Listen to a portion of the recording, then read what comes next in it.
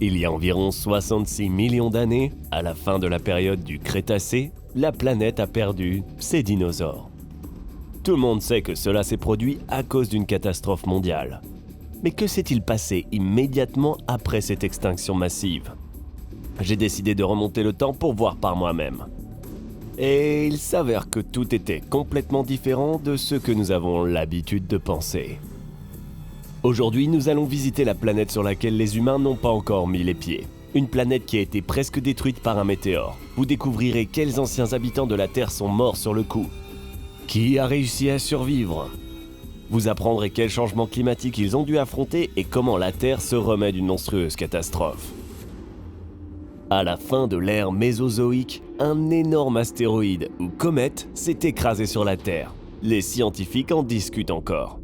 Le diamètre de ce corps céleste était compris entre 11 et 80 km, entre 7 et 50 miles.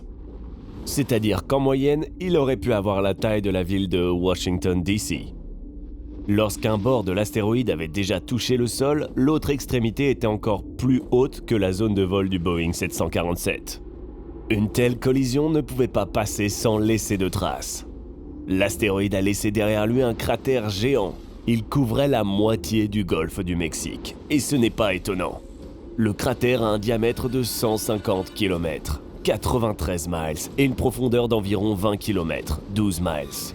Ce n'était pas la première collision entre notre planète et un corps céleste. Mais c'est devenu l'une des plus importantes. Le monde a changé en cet instant. L'impact a provoqué des méga tsunamis d'une hauteur de plus de 100 mètres, 330 miles, qui ont atteint le territoire des actuels Texas et Floride. D'autres sources indiquent une hauteur de 300 mètres, 985 pieds. C'est par exemple la hauteur de la Tour Eiffel. Et certains prétendent que la première vague s'est élevée jusqu'à 1,5 km, 9 dixièmes de mile. 5 Tour Eiffel. L'astéroïde a déplacé tellement d'eau de l'océan que des vagues énormes se sont abattues sur les côtes pendant 10 heures. Et ce n'est pas le pire des scénarios. Si l'impact avait été plus profond, les tsunamis auraient été encore plus grands. L'explosion qui s'est produite lors de la chute du corps céleste était environ 100 millions de fois plus puissante que la célèbre bombe thermonucléaire Tsar Bomba. Les forêts situées dans un rayon de plusieurs milliers de kilomètres ont été détruites en une seconde seulement. Certains scientifiques pensent que l'explosion était équivalente à 1 million de milliards de tonnes de TNT. C'était suffisant pour détruire le littoral, provoquer des tremblements de terre de 12 points et des glissements de terrain jusqu'en Argentine. Et ceux-ci, à leur tour, ont provoqué de nouveaux tsunamis. Une véritable chaîne de l'horreur. Impossible de survivre si vous vous trouviez sur son chemin. Mais ce n'est que le début de la catastrophe. L'énergie avec laquelle l'astéroïde s'est écrasé sur la Terre était suffisante pour mettre le feu au paysage dans un rayon de 1500 km, 930 miles. Même d'énormes dinosaures comme le Diplodocus sont morts. Ceux qui n'ont pas été touchés par l'explosion ou le feu ont été emportés par les vagues qui se retiraient. De minuscules particules de roches et d'autres fragments ont été projetés dans l'atmosphère. Plus tard, les géologues ont trouvé ces fragments dans le monde entier. Car après avoir été projetés dans l'air, environ 40 minutes plus tard, les particules ont commencé à tomber rapidement. Elles étaient comme des gouttes de verre chaud. Leur énergie cinétique était équivalente à 20 millions de mégatonnes de TNT. Et tout cela a été converti en chaleur. Chaque particule qui tombait se transformait en une lampe à incandescence. Ensemble, elles ont rapidement réchauffé l'atmosphère et la Terre est devenue un véritable enfer. La grande majorité des dinosaures et de nombreux autres organismes terrestres se trouvaient dans la zone touchée. Après avoir évité un tsunami ou un tremblement de terre, ils sont probablement morts au bout de quelques heures à cause de la chaleur intense. La planète, auparavant couverte de forêts, a presque instantanément pris feu. Environ 75% des êtres vivants ont été détruits, y compris tout mammifère pesant plus de 25 kg, 55 livres. Les pluies acides ont oxydé les océans, la moitié des espèces végétales sont également mortes immédiatement ou en quelques heures. La suie des incendies combinée à la poussière de l'impact a bloqué les rayons du soleil. La Terre a été privée de la lumière du soleil pendant environ 1 an. Cela a grandement affecté le climat. Finalement, certaines des plantes qui ont réussi à survivre à l'impact sont également mortes. Après ceci, les grands herbivores ont miraculeusement survécu. Puis les carnivores. Les écosystèmes aquatiques ont également été détruits, mais pas complètement. Par exemple, les tortues et les ancêtres des crocodiles ont réussi à survivre. Certains chercheurs qualifient l'environnement de cette époque de lunaire, car il était désolé et stérile. Il était presque impossible de survivre dans de telles conditions. Pourtant, la vie sur notre planète ne s'est pas arrêtée. Comme je l'ai dit, tous les grands animaux sont morts. Ceux qui sont restés ont commencé à repeupler la Terre. Les foraminifères ont été les premiers à se rétablir. Ce sont des organismes unicellulaires qui sont apparus dans le cratère quelques années après l'impact. Puis les fougères se sont réveillées. En seulement 1 millénaire, elles ont pu se développer et occuper presque tout l'espace restant. Mais les grands mammifères ont fait face à des conditions différentes. Il n'y avait pas assez de nourriture. Par conséquent, seuls les petits animaux ne pesant pas plus de 600 grammes, 1 et 3/10 de livre, erraient parmi les fougères.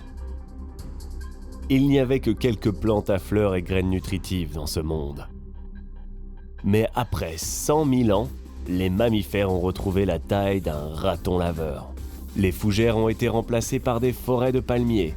Il y avait plus de nourriture, le monde revenait progressivement à la normale. 200 000 ans plus tard, la période dite de la palme a été remplacée par la période de la tarte aux noix de pécan. Bien sûr, aucune tarte n'était alors préparée, mais il y avait des plantes ressemblant à des noix. Cela signifie qu'il y avait des aliments beaucoup plus nutritifs. Les mammifères en ont profité. La diversité des espèces a été multipliée par 3 environ. Les plus grands individus atteignaient 25 kg, 55 livres. C'est le poids d'un assez gros castor ou d'une gazelle. Il semble que les mammifères aient évolué en même temps que les plantes. Finalement, environ 700 000 ans plus tard, il y avait des haricots. Et ceci est beaucoup plus important qu'il n'y paraît à première vue. Les haricots servaient de barres de protéines pour les anciens mammifères. Ils ont permis d'augmenter la taille des animaux et en même temps la diversité des espèces. À ce stade, les futurs souverains de la planète pesaient plus de 50 kg. 110 livres. C'est à peu près le poids d'un grand guépard moderne. Les anciens mammifères étaient 100 fois plus lourds que leurs ancêtres qui vivaient parmi les fougères. Et moins d'1 million d'années s'étaient écoulées. Oui, pour un humain ou toute autre créature, c'est un temps très long. Mais pour l'évolution, ce n'est rien. Les océans se sont rétablis beaucoup plus lentement. Les scientifiques estiment qu'il aura fallu environ 3 millions d'années. Ce n'est qu'ensuite que le flux de matière organique est revenu à la normale. De nouvelles espèces ont occupé les niches écologiques vacantes. Les paléontologues considèrent les oiseaux comme l'un des rares dinosaures survivants. Leurs parents, non aviens, se sont éteints, mais une petite partie des lézards s'est encore adaptée. Très probablement, leur capacité à plonger, à nager ou à se réfugier dans l'eau et les marécages les a aidés. De nombreuses espèces d'oiseaux peuvent construire des nids sur le sol. Tout cela a aidé leurs ancêtres à faire face à l'horreur qui se déroulait autour d'eux. En conséquence, la vie sur Terre est revenue à la normale. Au fil du temps, l'évolution a conduit à l'apparition des humains. Cela ne serait pas arrivé sans l'astéroïde qui a frappé la Terre. On peut dire qu'il a été le déclencheur de l'évolution humaine. Mais que se passerait-il si une telle catastrophe se reproduisait ? Eh bien, vous en avez déjà une petite idée. Il est certain que la plupart des humains ne survivraient pas à une nouvelle attaque venue de l'espace. Mais notre planète s'en remettrait certainement. La vie continue. Bien que nous parlions d'événements qui se sont produits il y a des dizaines de millions d'années, les scientifiques en savent aujourd'hui beaucoup sur eux. Cela a été rendu possible grâce aux fossiles ainsi qu'à divers échantillons de terre et de pierre.